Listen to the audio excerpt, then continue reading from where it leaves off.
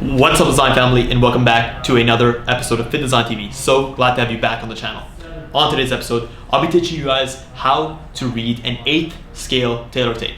For the fashion designers out there, they'll know that when it comes to providing measurements for, let's just say, a sleeve length, we wouldn't say this sleeve length is 6.5 inches long. We would say this is 6.5 inches long, or this shoulder length is 3 3/8 of an inch long.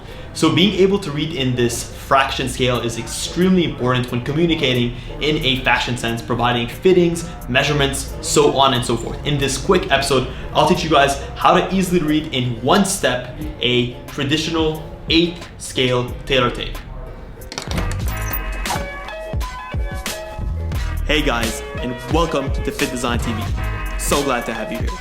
On this channel, we discuss all things sports fashion, graphic design, manufacturing, and technology. We'll discuss key topics, answer pressing questions, and provide actionable steps on starting your own product line. If you're interested in any of the above topics, stick around. You're in for a good one.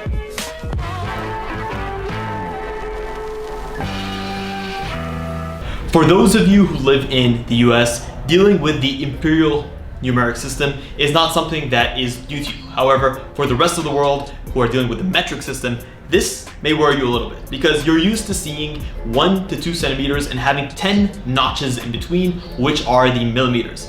So how do you read this? There's 8 notches between the 0 and the 1, 8 notches between the 1 and the 2. This is what is called as 8th scale. It's typical in fashion to use the 8th scale, as that is typically the smallest unit of measurement.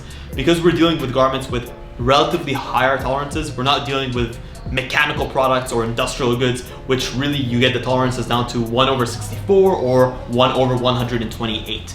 We're dealing in 8th scale. So most of the traditional tailor tapes that you see out there are going to go from 0 to 1, 8 notches in between. How do we read this? Well, it's quite simple. Imagine each of these notches as a unit of measurement per se. What you may have called a millimeter, here we're going to call an eighth. It's an eighth of an inch. We go, and I'm going to use the 1 to 2 so you can see the measurement completely. You have 1, 1 and 1/8, 1 and 2/8, 1 and 3/8, 1 and 4/8, 1 and 5/8, 1 and 6/8, 1 and 7/8, and then 1 and 8/8. I'm kind of distilling it down for you into the simplest form.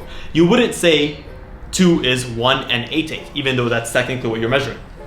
You need to take that number and simplify it. How do we simplify it? Well, you can actually simplify an eighth down to a quarter and down to a half. So how do you know when you need to simplify something? Well, it's quite simple. When measuring, you have your numerator and you have your denominator. So in 8/8, your numerator is going to be 8, your denominator is going to be 8. You need to keep dividing both of these numbers by 2 until you get the numerator to become an odd number. So 8 divided by 2 becomes 4. 4 divided by 2 becomes 2. So on, and then 2 divided by 2 becomes 1. So 8/8 is actually 1/1, and that is 1 plus 1, which is equal to. This is one of the more complicated versions of it, but trying to give you guys a clear idea. So let's start to describe this scale again one more time quickly. We have 1 and 1/8, and then we have 1 and 2/8. We wouldn't say 1 and 2/8. We want to divide the 2/8 by 2. So 2 divided by 2 is 1, and then 8 divided by 2 is 4, so it's 1 1/4. Then we have 1 and 3/8. The numerator is an odd number, so yes, this is the simplest form. Then we have 1 and 4/8. The numerator again is an even number. We want to divide by 2 to see if we can simplify it. And yes, 4 divided by 2 is 2, and then 2 divided by 2 is 1, so we have half. So 1 and a half. So 1 and 4/8 is actually 1.5 inches. When we move on from there, now we have 1 and 5/8. That's an odd number. Perfect. It's the simplest. 1 and 6/8.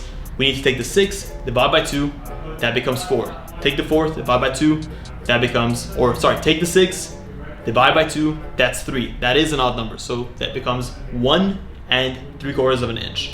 Next up, we have 1 and 7/8. 1 and 7/8, yes, 7 as our numerator is an odd number. It's the simplest form. This is a quick and easy way to say that you need to provide your fractions in their simplest forms. And the easiest way to determine whether or not your fraction is in its simplest form is to make sure that it's an odd number as a numerator. That's it, guys. Hopefully by now you have a clear idea of how to measure using a Taylor tape. That way, if someone tells you in the future, oh, this sleeve length is 4 3/8 of an inch, you understand that that is 4, and then you're like, okay, 4.375, that's the actual decimal, but we wouldn't say the decimal, we would say the fraction. This is what's standardized, this is what's accepted around the world, and now you have the tools necessary to provide accurate measurements and measurements that are going to be understood by the factory, potentially by their clients and other fashion designers out there. If you guys enjoyed this video, this quick and easy tutorial, let us know in the comments below what other quick and easy tutorials you want to see around fashion.